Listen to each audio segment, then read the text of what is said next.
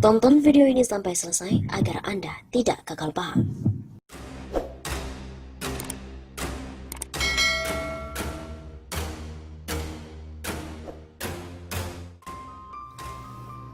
Jokowi akhirnya terseret skandal Jiwasraya. Menghebohkan publik tanah air, di mana dugaan korupsi sistemik terhadap pengelolaan dana investasi di PT Asuransi Jiwasraya telah merugikan negara berkisar 13,7 triliun rupiah, menambah buruknya kesadaran hukum kita. Selain bagian dari kerakusan, korupsi yang merugikan negara begitu besar tersebut disinyalir dilakukan secara berjamaah. Menambah deretan kasus korupsi lainnya yang belum kunjung tuntas diselesaikan oleh penegak hukum di Indonesia. Ada kasus misal Asabri sekitar 10 triliun rupiah, Bank Senturi 8 triliun rupiah, Pelindo 2 6 triliun rupiah, sampai dengan kasus korupsi BLBI, EKTP, dan juga Hambalang. Termasuk yang santer saat ini adalah operasi tangkap tangan atau OTT dari KPK terhadap Wahyu Setiawan, salah satu komisioner KPU Republik Indonesia. Hal ini menambah deretan ragam kasus korupsi di Indonesia. Belum lagi terdapat kasus-kasus gratifikasi lain yang meski tidak bombastis, tapi turut mencoreng nama baik masyarakat Indonesia, dan khususnya lembaga di mana para tukang korup ini bernaung. Seperti penyakit kronis, tingkatan korupsi jika kita diposisikan seperti penyakit kanker, berada pada stadium atau stage 4, mulai menyebar ke jaringan institusi lain. Indonesia sudah menjadi darurat korupsi. Itu sebabnya perlu penanganan yang serius. Skala atau cakupan korupsinya menjadi akut, sehingga perlu penanganan extraordinary. Jangan dianggap sepele, Pak Presiden Joko Widodo harus menyelesaikan problem substansial ini. Indikator kemajuan pembangunan secara holistik termasuk pada sektor membangun mental para birokrat, pejabat negara dan masyarakat umumnya. Bila masih ada korupsi, pemerintah dipastikan gagal. Hal tersebut juga berdampak pada situasi pembangunan infrastruktur, di mana anggaran yang luar biasa besar itu ketika dipergunakan untuk pembangunan sarana dan juga prasarana publik, maka hasilnya akan dirasakan oleh masyarakat luas. Bukan malah dikorupsi para kaum bandit. Rasanya hukuman bagi para pencuri uang rakyat ini harus diberatkan lagi. Perlu ada revisi undang-undang tentang sanksi bagi pelaku korupsi agar diberatkan lagi, sehingga efek jerahnya benar-benar efektif bila aturan itu ditetapkan. Berhenti melakukan penerapan regulasi yang memiliki standar ganda. Hukum harus dijalankan dengan tidak melakukan tebang pilih. Keluarga, gerbang politik, dan relasi koneksi jangan menjadi penghambat dalam penerapan aturan. Bagi mereka yang salah, koruptor kelas kakap atau kelas teri, silakan diberikan hukuman yang sepadan sesuai ketentuan perundang-undangan yang berlaku. Jika kasus Jiwasraya yang disinyalir melibatkan beberapa menteri era Jokowi Ma'ruf tidak dituntaskan, hal ini akan melahirkan ketidakpercayaan publik terhadap pemerintah. Syukurlah, dalam prosesnya saat ini Kejaksaan Agung telah menetapkan kurang lebih 5 tersangka yang kemungkinannya pun akan segera bertambah. Pada segmentasi lain, publik juga mulai mengerti sehebat dan powerfulnya penegak hukum seperti Kejagung, KPK, dan institusi kepolisian. Bila Presiden tidak serius menangani korupsi, tetap saja peran mereka semua tak ada gunanya. Presiden punya hak untuk mengintervensi bila institusi penegak hukum lambat atau berbelit-belit dalam menangani kasus hukum.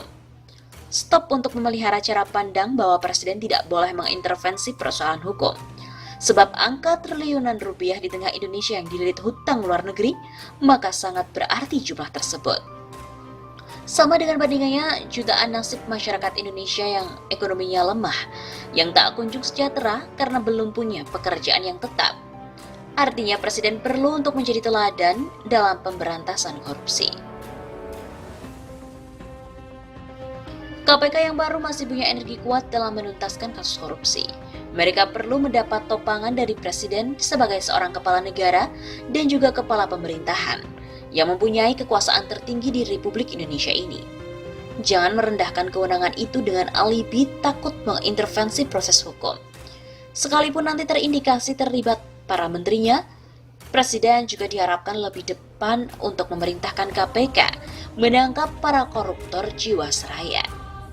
Beberapa tersangka memang sudah tertangkap. Ada dugaan kuat akan menyusul para tersangka lain.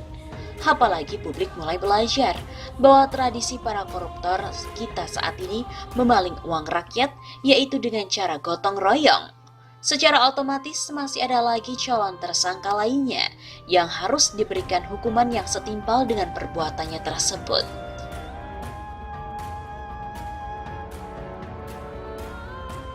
Sebelumnya, Jiwasraya yang diketahui mengalami tekanan likuiditas sehingga mengalami ekuitas perseroan tercatat negatif 23,92 triliun rupiah pada bulan September di tahun 2019 yang lalu.